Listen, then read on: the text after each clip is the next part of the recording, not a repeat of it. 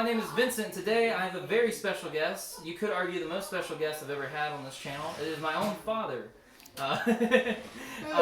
So my dad and I used to play Yu-Gi-Oh back in the day. He's the one that introduced me to the game whenever I was just a wee lad. Dad, I actually don't know why you introduced me to this game now I think about it. Was it because the show came on and we watched it and then you got me cards, or you just thought, or you just saw the cards, you thought it was cool? I actually have no idea. I just thought of this question. I honestly don't know either. It could have been a little bit of both. I did like to draw and I did like dragons. Like card games, so it just kind of all came together. Well, anyways, I wanted to do a quick little video because something that really struck out to me as I was getting back into Yu-Gi-Oh after such a long hiatus.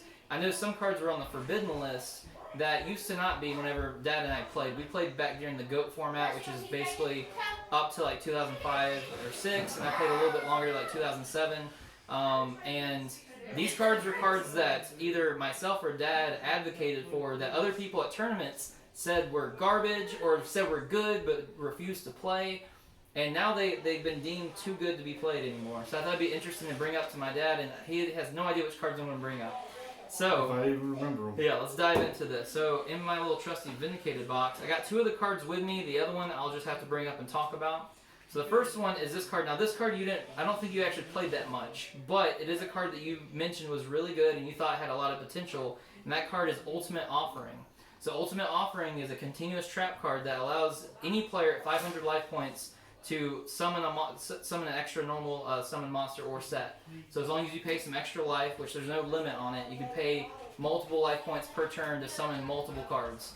And that card ended up being banned, even though it's a common. It was super easy to get back in the day. So why did you think that was a good card? And you know, I'm trying to remember back, but I always like to take stuff that people didn't play because that was the fun thing, trying to come up with creative ways to play it.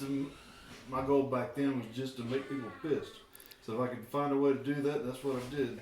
Yeah, like my dad, I think, really started me on the path of loving rogue decks, playing something that's like against meta. We just really enjoyed finding cards that people had never thought of, and I think I got a lot of that from Dad because of that. Now, Ultimate Offering, I do think is a card that got better because the cards that ended up coming out after we played, so it made sense why it wasn't forbidden at the time that we played it, so I definitely get that. This next card is a card that I personally picked out that I liked, that I thought was always good, and I ran, and people made fun of me for it. This card is called Return from the Different Dimension. So this is a trap card, and it says you can pay half of your life points to special summon any number of your monsters as you want that's been removed from play, bring them into play, and then you remove them at the end of turn. So the idea behind the deck...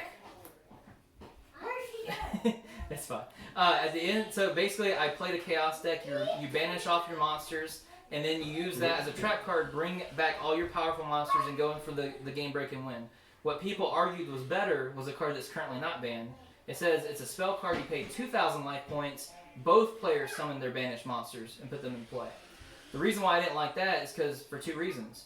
Sometimes you don't have 2,000 life points to spend. It's normally your finisher, and at the end of the game you might not have 2,000 life points unless you're winning already.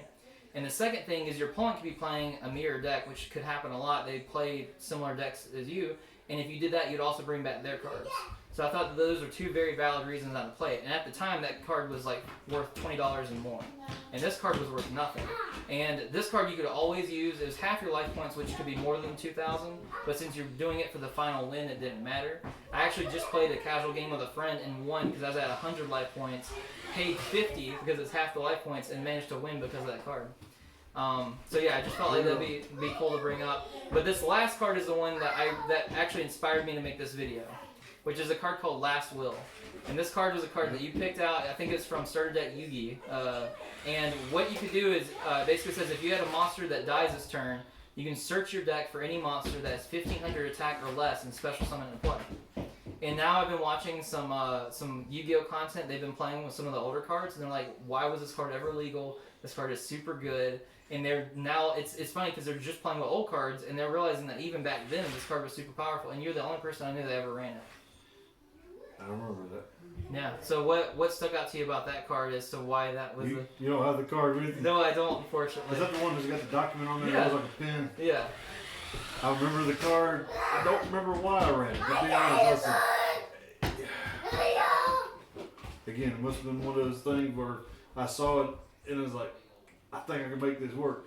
I don't remember what else. I run with it or anything. Well, I know that you like to run a lot of like face down Trixie monsters. Dad's a huge fan of morphing jars, cyber jar. Things that make people mad. Yeah, a bunch of things that would just make the opponent go, no, why did I hit into this?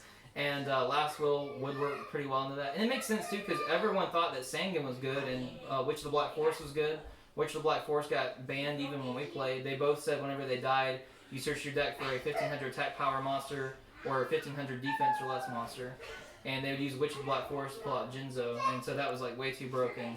But Last Will was just kind of another take on that. And I don't know, I just thought it was interesting, so I just want to point that out. I feel like in a way we're vindicated.